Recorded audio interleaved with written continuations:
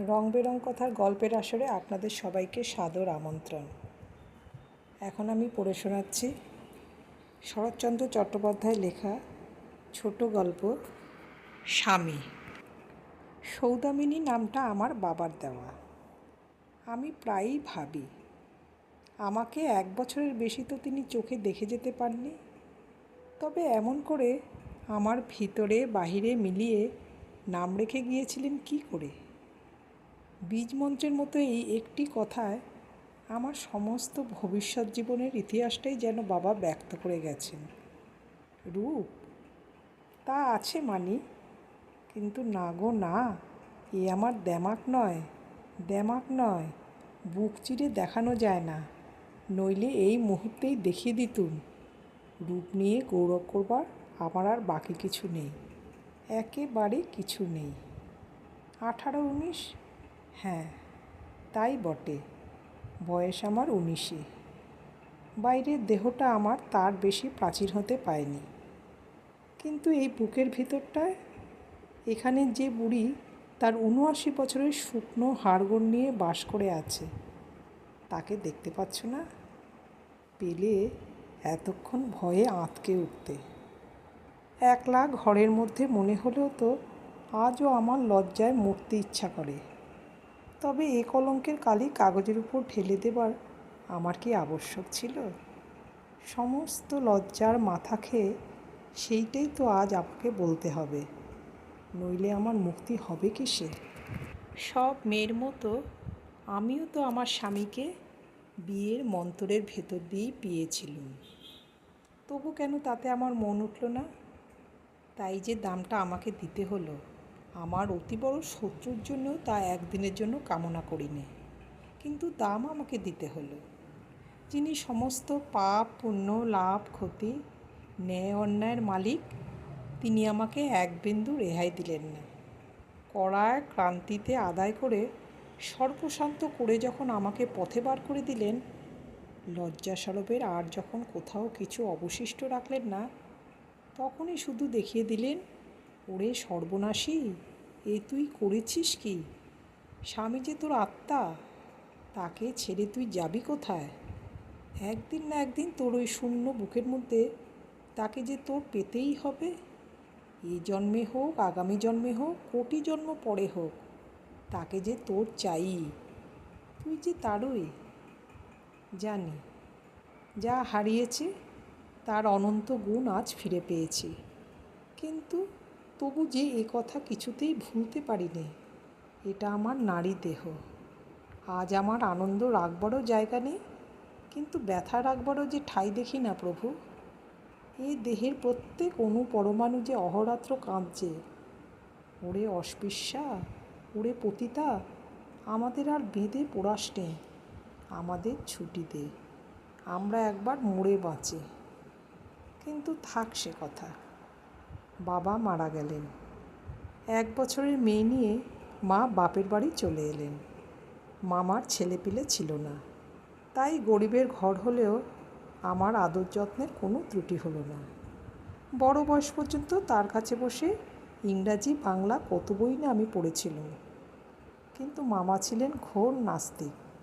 ঠাকুর দেবতা কিছুই মানতেন না। বাড়িতে একটা পূজা অর্চনা কি বারব্রত কোনোদিনও হতে দেখিনি। এসব তিনি দু চক্ষে দেখতে পারতেন না। নাস্তিক বই কি? মামা মুখে বলতেন বটে তিনি অ্যাগনস্টিক, কিন্তু সেও তো একটা মস্ত ফাঁকি। যিনি প্রথম আবিষ্কার করেছিলেন, তিনি তো শুধু লোকের চোখে ধুলো দেবার জন্যই নিজেদের আগাগোড়া ফাঁকির পিছনে আরেকটা আকাশ পাতাল জোড়া ফাঁকি জুড়ে দিয়ে আত্মরক্ষা করেছিলেন। কিন্তু তখন কি ছাই এসব বুঝেছিলুম? আসল কথা হচ্ছে, সূর্যের যে বালি তাতেই গায়ে বেশি ফোস্কা পড়ে। আমার মামারও হয়েছিল ঠিক সেই দশা। শুধু আমার মা বোধ করে যেন লুকিয়ে বসে কী সব করতেন, সে কিন্তু আমি ছাড়া আর কেউ জানতে পেত না। তা মা যা খুশি করুন, আমি কিন্তু মামার বিদ্যে 16 আনার জায়গায় 18 আনা শিখে নিয়েছিলাম। আমার বেশ মনে পড়ে, দোরগোড়ায় সাধু সন্ন্যাসীরা এসে দাঁড়ালে সং দেখবার জন্য ছুটে গিয়ে মামাকে ডেকে আনতুম। তিনি তাদের সঙ্গে এমনই ঠাট্টা শুরু করে দিতেন যে বেচারারা পালাবার পথ পেত না। আমি হেসে হাততালি দিয়ে গড়িয়ে লুটিয়ে পড়তুম। এমনি করেই আমাদের দিন কাটছিল। শুধু মা এক একদিন ভারী গোল বাঁধাতেন। মুখ ভারী করে এসে বলতেন, দাদা, সদুর তো দিন দিন বয়স হচ্ছে, এখন তোকে একটু খোঁজাখুঁজি না করলে সময়ে বিয়ে দেবে কি করে? মামা আশ্চর্য হয়ে বলতেন, বলিস কি গিরি, তোর মেয়ে তো এখনও 12 পেরোয়নি, এর মধ্যেই তোর সাহেবদের মেয়েরা তো এ বয়সে। মা কাঁদো কাঁদো গলায় জবাব দিতেন, সাহেবদের কথা কেন তুলছো দাদা? আমরা তো সত্যিই আর সাহেব নই। ঠাকুর দেবতা না মানো, তারা কিছু আর ঝগড়া করতে আসছেন না, কিন্তু পাড়াগায় সমাজ তো আছে, তাকে উড়িয়ে দেবে কি করে? মামা হেসে বলতেন, ভাবিস নে বোন, সেসব আমি জানি। এই যেমন তোকে হেসে উড়িয়ে দিচ্ছি, ঠিক এমনি করে আমাদের নচ্ছাড় সমাজটাকেও হেসে উড়িয়ে দেবে। মা বুক ভার করে বিড়বিড় করে বকতে বকতে উঠে যেতেন। মামা গ্রাহ্য করতেন না বটে, কিন্তু আমার ভারী ভয় হতো। কেমন করে যেন বুঝতে পারতুম, মামা যাই বলুন, মার কাছ থেকে আমাকে তিনি রক্ষা করতে পারবেন না। কেন যে বিয়ের কথায় ভয় হতে শুরু হয়েছিল তা বলছি। আমাদের পশ্চিম পাড়ার বুক চিরে যে নালাটা গ্রামের সমস্ত বর্ষার জল নদীতে ঢেলে দিত, তার দুপারে যে দু ঘরের বাস ছিল, তার এক ঘর আমরা, অন্য ঘর গ্রামের জমিদার বিপিন মজুমদার। এই মজুমদার বংশ যেমন ধনী তেমনি দুর্দান্ত। গায়ের ভেতরে বাইরে এদের প্রতাপের সীমা ছিল না। নরেন ছিল এই বংশের একমাত্র বংশধর। আজ এত বড় মিথ্যেটা মুখে আনতে আমার যে কি হচ্ছে, সে আমার অন্তর্যামী ছাড়া আর কেই জানবে বলো? কিন্তু তখন ভেবেছিলুম, এ বুঝি সত্যি একটা জিনিস, সত্যিই বুঝি নরেনকে ভালোবাসি।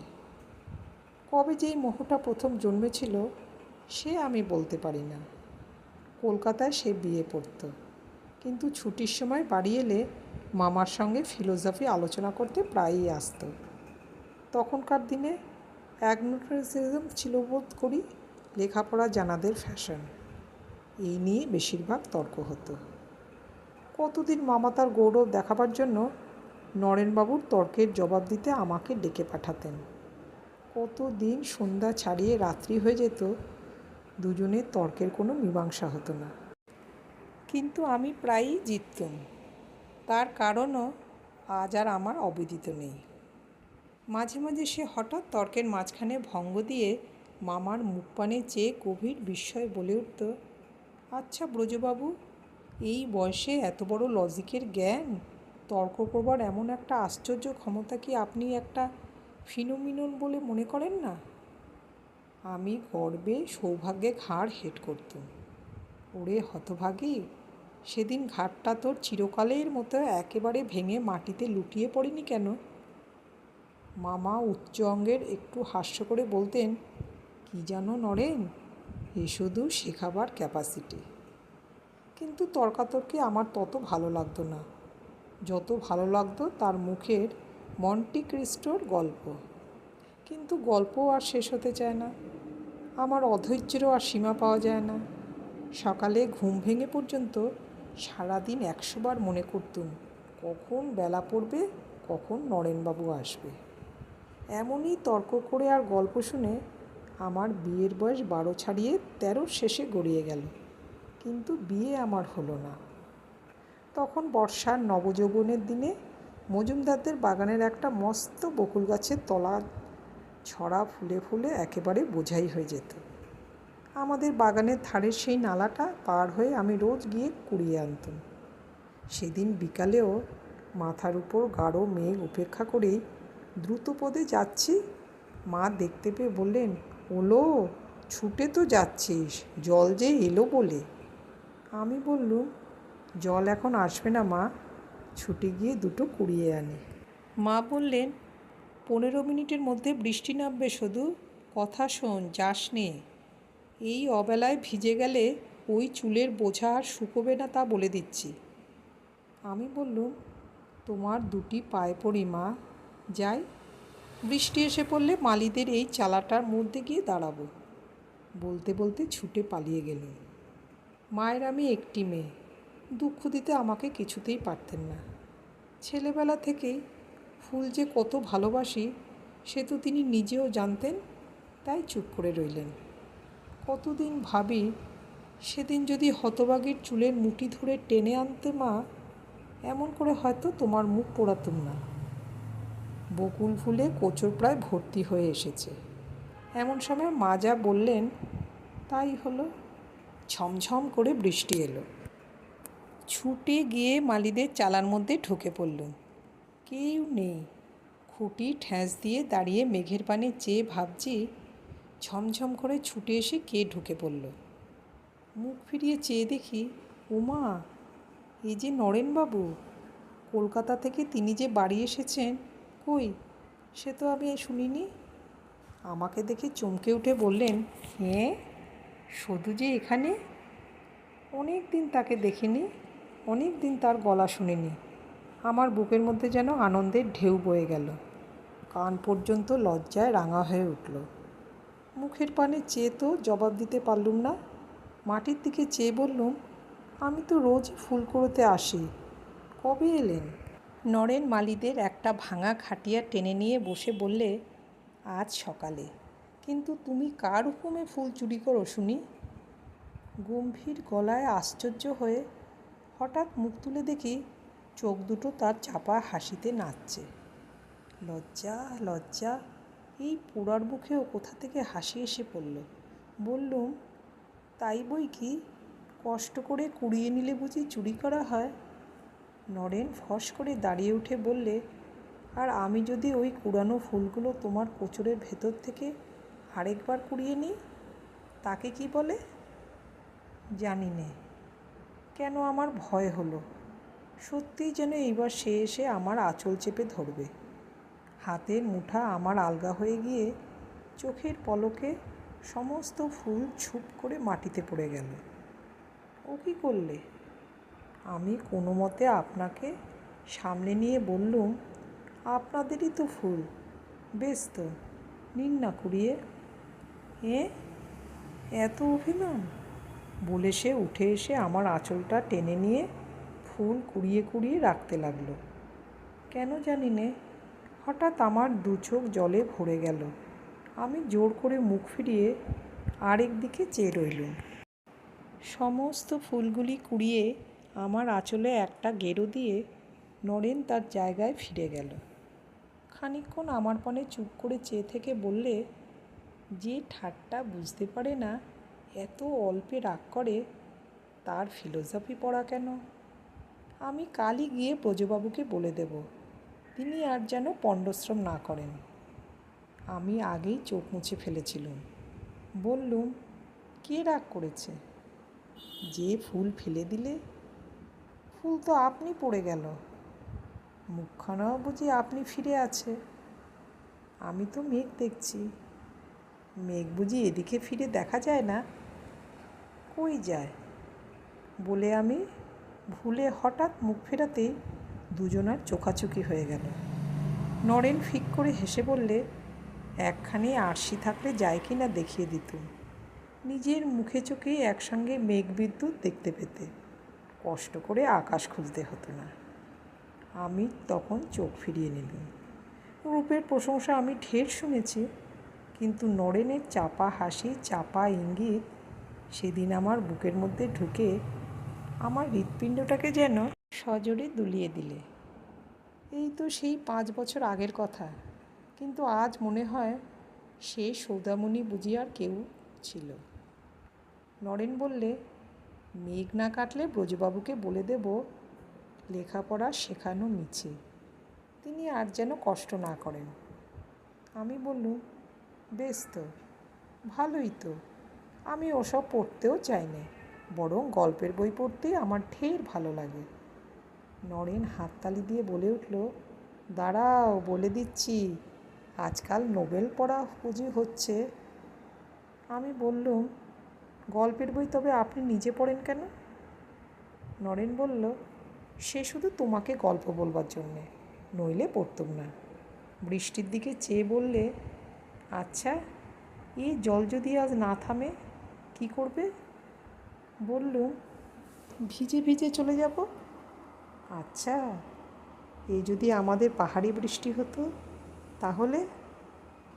গল্প জিনিসটা চিরদিন কি ভালোই বাসি। একটুখানি গন্ধ পাবা মাত্র আমার চোখের দৃষ্টি এক মুহূর্তে আকাশ থেকে নরেনের মুখের উপর নেমে এলো। জিজ্ঞেস করে ফেললুম, সে দেশের বৃষ্টির মধ্যে বুঝি বেরোনো যায় না? নরেন বললে, একেবারে না, গায়ে তীরের মতো বেঁধে। আচ্ছা, তুমি সে বৃষ্টি দেখেছ? পোড়া মুখ দিয়ে তুমি পার হয়ে গেল। ভাবি, জিভটা সঙ্গে সঙ্গে যদি মুখ থেকে খসে পড়ে যেত।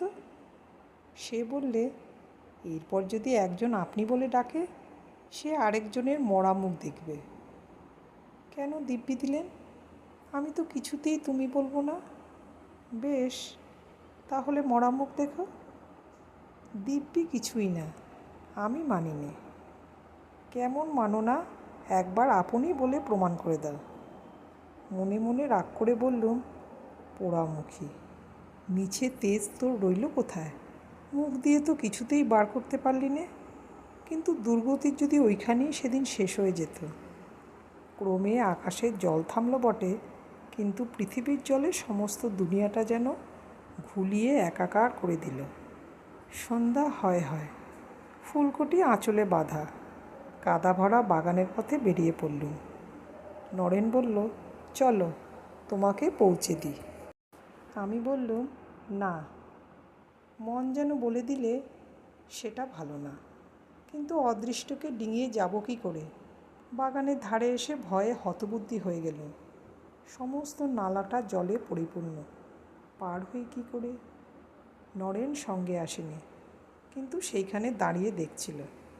আমাকে চুপ করে দাঁড়াতে দেখে অবস্থাটা বুঝে নিতে তার দেরি হলো না। কাছে এসে বললে, এখন উপায়? আমি কাঁদো কাঁদো হয়ে বললুম, নালায় ডুবে মরি সেও আমার ভালো, কিন্তু একলা অত দূর সদর রাস্তা ঘুরে আমি কিছুতেই যাব না। মা দেখলে। কথাটা আমি শেষ করতেই পারলুম না। নরেন হেসে বললে, তার আর কি, চলো, তোমাকে সেই পিটুলি গাছটার উপর দিয়ে পার করে দিই। তাই তো বটে, আহ্লাদে মনে মনে নেচে উঠল। এতক্ষণ আমার মনে পড়েনি যে খানিকটা দূরে একটা পিটুলি গাছ বহুকাল থেকে ঝড়ে উপড়ে নালার ওপর ব্রিজের মতো পড়ে আছে। ছেলেবেলায় আমি নিজেই তার উপর দিয়ে এপার ওপার হয়েছি। খুশি হয়ে বললুম, তাই চলো। নরেন তার চেয়েও খুশি হয়ে বললে, কেমন মিষ্টি শোনালো বলো তো? বললুম, যাও। সে বললে, নির্বিঘ্নে পার না করে দিয়ে কি আর যেতে পারি? বললুম, তুমি কি আমার পাড়ের কাণ্ডারি নাকি? আমি আজও ভেবে পাইনি এ কথা কী করেই বা মনে এলো এবং কেমন করেই বা মুখ দিয়ে বার করলুম। কিন্তু সে যখন আমার মুখ পানে চেয়ে একটু হেসে বললে, দেখি, তাই যদি হতে পারি। আমি ঘেন্নায় যেন মরে গেলুম। সেখানে এসে দেখি পার হওয়া সোজা নয়। একে তো স্থানটা গাছের ছায়া অন্ধকার, তাতে পিটুলি গাছটাই জলে ভিজে ভিজে যেন পিছল, তেমনি উঁচু নিচু হয়ে আছে। তল দিয়ে সমস্ত বৃষ্টির জল হুস শব্দে বয়ে যাচ্ছে। আমি একবার পা বাড়াই, একবার টেনে নিই। নরেন খানিকক্ষণ দেখে বললে, আমার হাত ধরে যেতে পারবে? বললুম, পারবো। কিন্তু তার হাত ধরে এমন কাণ্ড করলুম যে সে কোনো মতে টাল সামলে এদিকে লাফিয়ে পড়ে আত্মরক্ষা করলে। কয়েক মুহূর্ত সে চুপ করে আমার মুখ পানে চেয়ে রইল। তারপরেই তার চোখ দুটো যেন ছকছক করে উঠল। বললে, দেখবে একবার সত্যিকারের কাণ্ডারি হতে পারি কি না। আশ্চর্য হয়ে বললুম, কি করে? এমনি করে বলেই সে নত হয়ে আমার দুই হাঁটুর নিচে এক হাত, ঘাড়ের নিচে অন্য হাত দিয়ে চোখের নিমেষে তার বুকের কাছে তুলে নিয়ে সেই গাছটার উপর পা দিয়ে দাঁড়ালো। ভয়ে আমি চোখ বুজে বাঁ হাত দিয়ে তার গলা জড়িয়ে ধরলুম। নরেন দ্রুতপদে পার হয়ে এপারে চলে এলো, কিন্তু নামবার আগে আমার ঠোঁট দুটোকে একেবারে যেন পুড়িয়ে দিলে। কিন্তু থাকবে, কম ঘেন্নায় কি আর এ দেহের প্রতি অঙ্গ অহর্নিশি গলায় দড়ি দিতে চায়?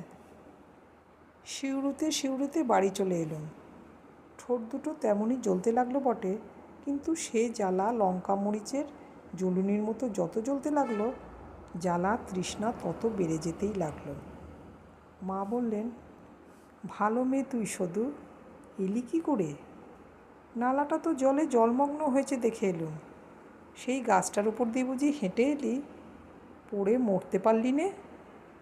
না মা, সে পুণ্য থাকলে আর এ গল্প লেখবার দরকার হবে কেন? তার পরদিন নরেন মামার সঙ্গে দেখা করতে এলো। আমি সেইখানেই বসেছিলুম। তার পানে চাইতে পারলুম না, কিন্তু আমার সর্বাঙ্গে কাঁটা দিয়ে উঠল। ইচ্ছে হলো ছুটে পালাই, কিন্তু ঘরের পাকা মেঝে যে চোরাবালির মতো আমার পা দুটোকে একটু একটু করে গিলতে লাগলো। আমি নড়তেও পারলুম না, মুখ তুলে দেখতেও পারলুম না। নরেনের যে কী অসুখ হলো তা শয়তানি জানে। অনেক দিন পর্যন্ত আর সে কলকাতায় গেল না। রোজই দেখা হতে লাগলো।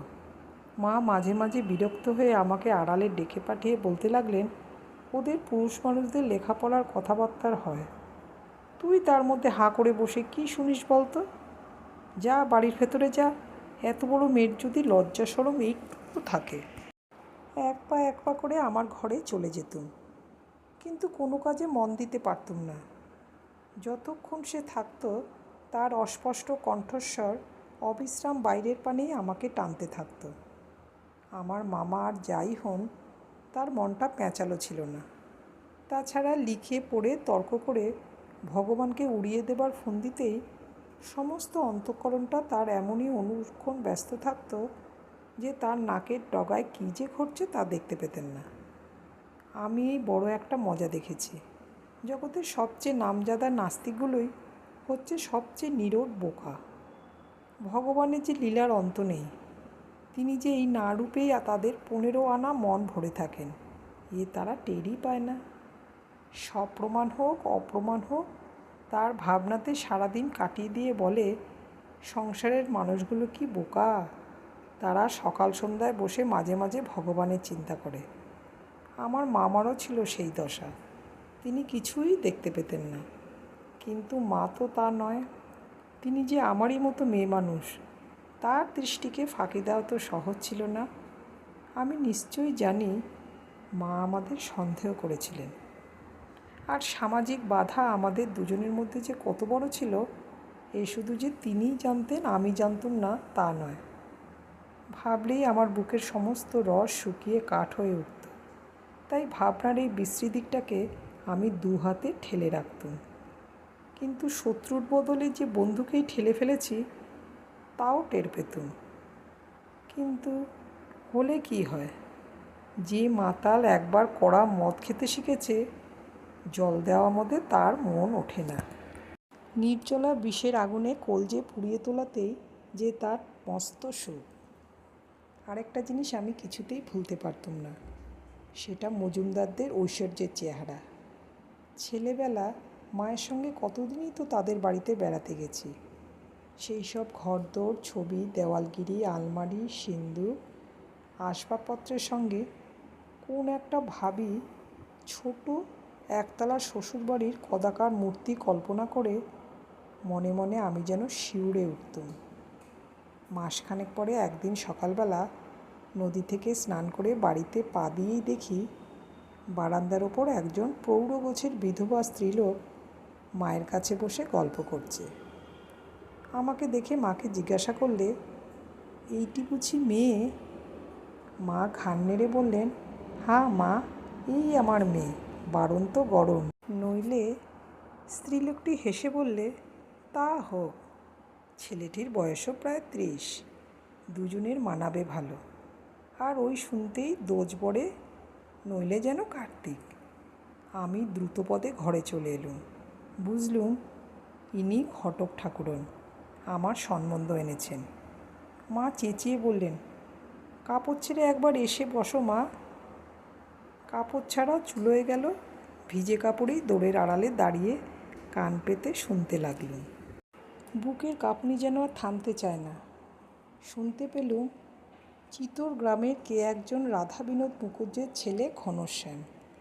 পোড়া কপালে নাকি অনেক দুঃখ ছিল, তাই আজ যে নামের জপের মন্ত্র, সে নাম শুনে সেদিন গা জ্বলে যাবে কেন? শুনলুম বাপ নেই, কিন্তু মা আছেন। ছোট দুটি ভাই, এক ভাইয়ের বিয়ে হয়েছে, একটি এখনও পড়ে। সংসারে বড়রই ঘাড়ে, তাই এন্ট্রান্স পাশ করেই রোজগারের ধান্দায় পড়া ছাড়তে হয়েছে। ধান চাল তিসি পাট প্রভৃতির দালালি করে উপায় মন্দ করেন না, তারই উপর সমস্ত নির্ভর। তাছাড়া ঘরে নারায়ণশীলা আছেন, দুটো গরু আছে, বিধবা বোন আছে। নেই কি? নেই শুধু সংসারের বড় বউ। 7 বছর আগে বিয়ের 1 মাসের মধ্যেই তিনি মারা যান। তারপর এতদিন বাদে এই চেষ্টা। 7 বছর। ঘটকিকে উদ্দেশ্য করে মনে মনে বললুম, পোড়ার মুখী, এতদিন কি তুই শুধু আমার মাথা খেতেই চোখ বুজে ঘুমোচ্ছিলি?